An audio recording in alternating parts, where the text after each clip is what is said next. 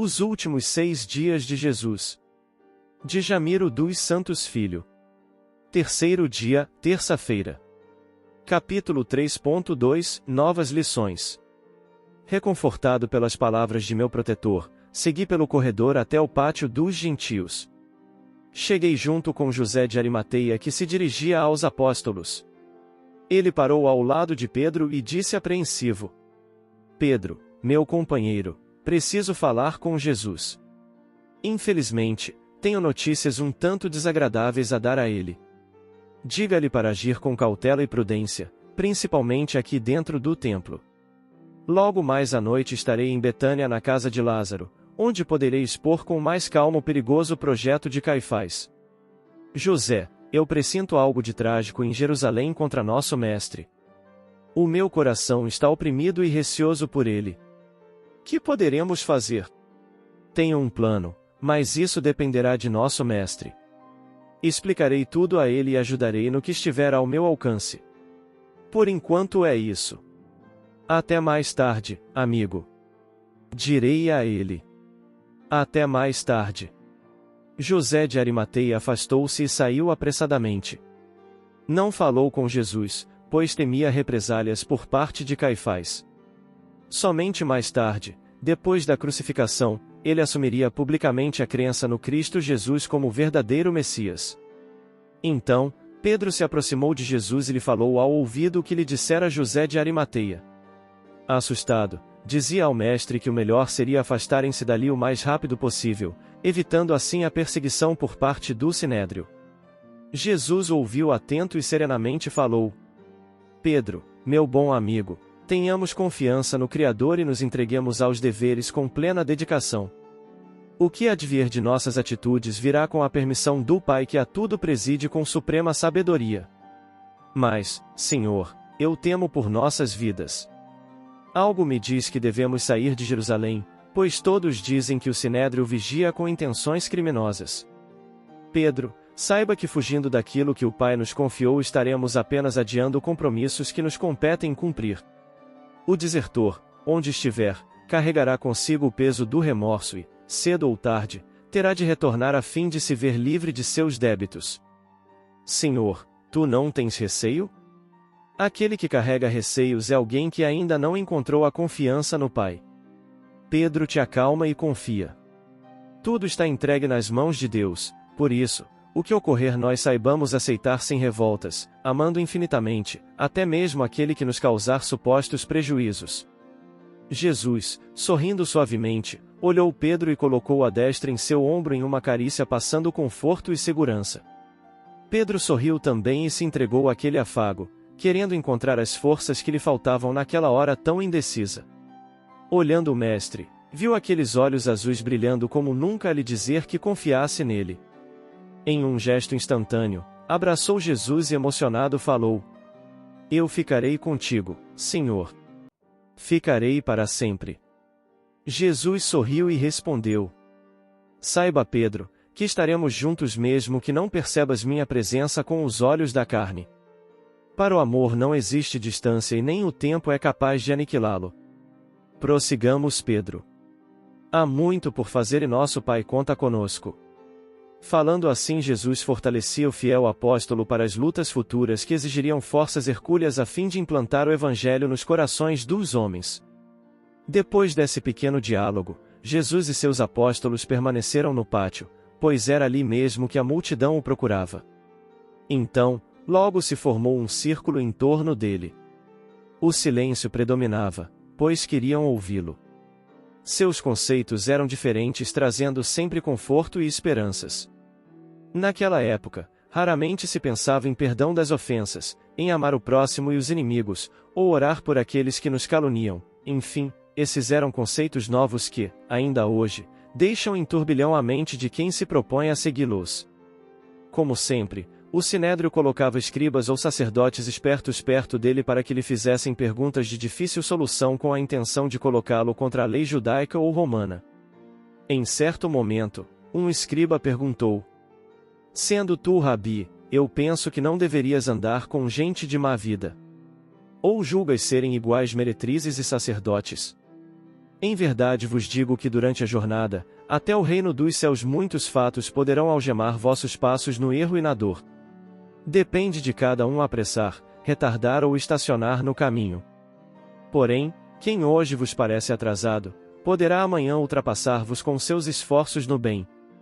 Assim, caminhai vós decididos ajudando-vos uns aos outros, pois quem encontrou o amor de Deus no coração sente prazer em servir aquele que vem atrás de si. Portanto, os cobradores de impostos e meretrizes, gentios e ateus poderão vos preceder no reino de Deus. A cada um segundo suas obras, é a lei do Pai. Notei a inconformação nos olhares dos sacerdotes e escribas, pois esses se julgavam perfeitos e com lugar garantido no céu. Jesus esclareceu que, em qualquer situação em que se encontre o homem, se quiser mudar seu rumo para o bem conseguirá recuperar-se e atingirá as culminâncias da perfeição. Não podemos, em hipótese alguma, colocar-nos em posição de privilegiados ou salvos, considerando os outros perdidos e sem solução. Mas, não satisfeito com o que dissera Jesus, o escriba retrucou irritado. Pois considero ser obrigação daquele que orienta o povo nas leis esclarecê-lo quanto aos inconvenientes da convivência com os imundos e pecadores. Gente de má vida terá o seu juízo, e nós, os escolhidos, gozaremos no seio de Deus a felicidade eterna. Por isso, discordo de tudo o que disseste, Jesus de Nazaré. Compadecido por ver irritação no escriba, ele respondeu olhando-o ternamente. Digo-vos, em verdade, que o imundo de hoje será o anjo de amanhã, pois o Pai não permitirá que nenhuma de suas ovelhas se perca. Cada um de vós terá o seu juízo, porém não há juízo que vos condene ao sofrimento eterno. Embora não acrediteis, o Pai aguarda a todos os seus filhos, pois ele não tem pressa. Para vós, há aqueles que na aparência são impuros, no entanto pode ser que tragam a alma repleta de bons serviços ao Pai.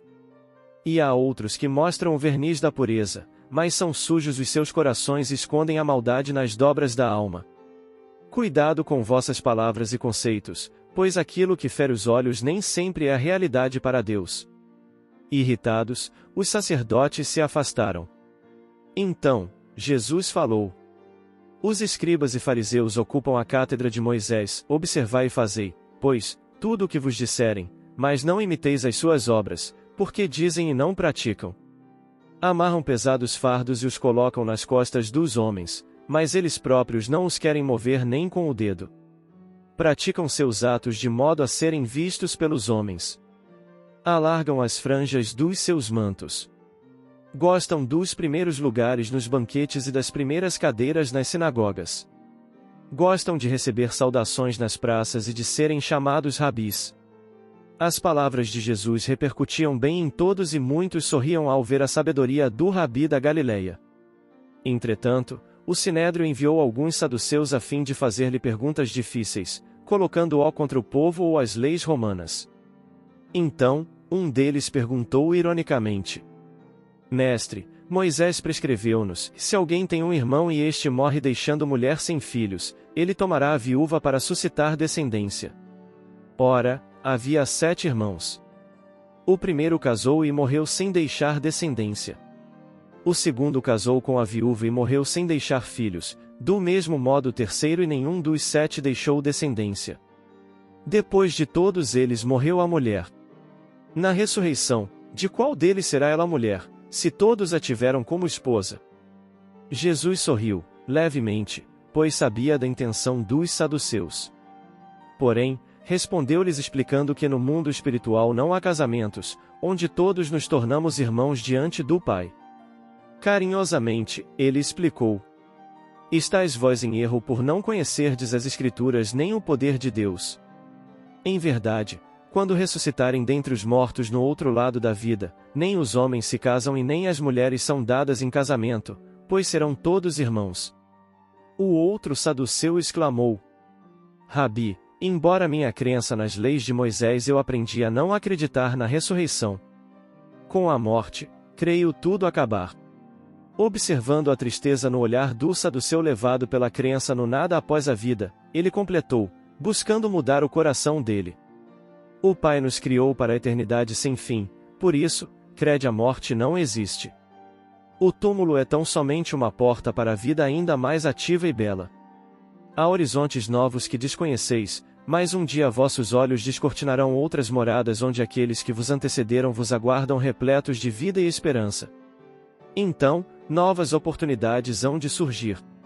Assim, não esqueçais, pois quem passa pela sepultura prosseguirá vivo, caminhando rumo ao Pai que vos aguarda em seu seio de amor. Não temais. Confiai em minhas palavras. O pobre homem levantou os olhos e encontrou os de Jesus fixos nele. Havia tanto amor fluindo de seus olhos azuis que atingiu os sentimentos sensíveis do saduceu. Então, em um ímpeto de sinceridade, ele falou: Bondoso Rabi, eu creio. De hora em diante passo a crer na vida eterna da qual tu falas. Agradeço tuas palavras que me encheram de esperança, pois perdi minha filhinha que era a luz de meus olhos e meu maior sonho é vê-la e abraçá-la novamente, nem que seja do outro lado da vida. O outro saduceu olhou assustado, pois duvidava do que acabará de ouvir. Ao ver seu amigo confessando em público sua conversão, corou de raiva e vergonha. Imediatamente, reagiu irritado. Que é isso, amigo? Estás enfeitiçado? Acreditas, então, nesse profeta de Nazaré? Sim, acredito. Suas palavras tocaram meu coração. Sou pai e não mataria a minha filhinha. Por quê, então, Deus nos aniquilaria depois de nos criar? Além disso, há lógica no que ele diz. É tudo que tenho a dizer. Dito isso, saiu rapidamente deixando o companheiro para trás, mas esse também se foi gesticulando, esbravejando sua ira atrás do amigo convertido. Voltei os olhos ao mestre que continuava em sua perene serenidade. A multidão o envolvia totalmente. De repente, um escriba que ouvirá tudo, dirigiu-se a ele. Mestre, respondeste muito bem àqueles dois. Permite-me, porém, perguntar-te, qual é de todos os mandamentos o mais importante? Jesus respondeu: Tu amarás o Senhor teu Deus de todo o coração, de toda a tua alma, de toda a tua mente com todas as tuas forças. Eis o maior e o primeiro mandamento. O segundo lhe é semelhante, e amarás o teu próximo como a ti mesmo. A esses dois mandamentos se reduzem toda a lei e os profetas. Assim, esses mandamentos valem mais do que todos os holocaustos e sacrifícios, certo? Jesus sorriu ao ouvir aquelas palavras. Enfim, encontrar alguém com entendimento perfeito acerca dos sacrifícios no templo. Então, respondeu: Meu amigo, tu entendeste bem a vontade do Pai. Ajuda a implantar o reino de Deus aqui na terra. Espalha essa verdade a quantos te derem ouvido. O verdadeiro sacrifício é aquele que auxilia a quem sofre e faz o bem infinitamente sem distinção de pessoas. Estendamos as mãos ao bem e confiemos, pois o Pai enviar-nos a um bem maior. Ao finalizar, ele chamou os apóstolos e saíram do templo. Dirigiram-se a Betânia, onde novos ensinamentos nos aguardavam.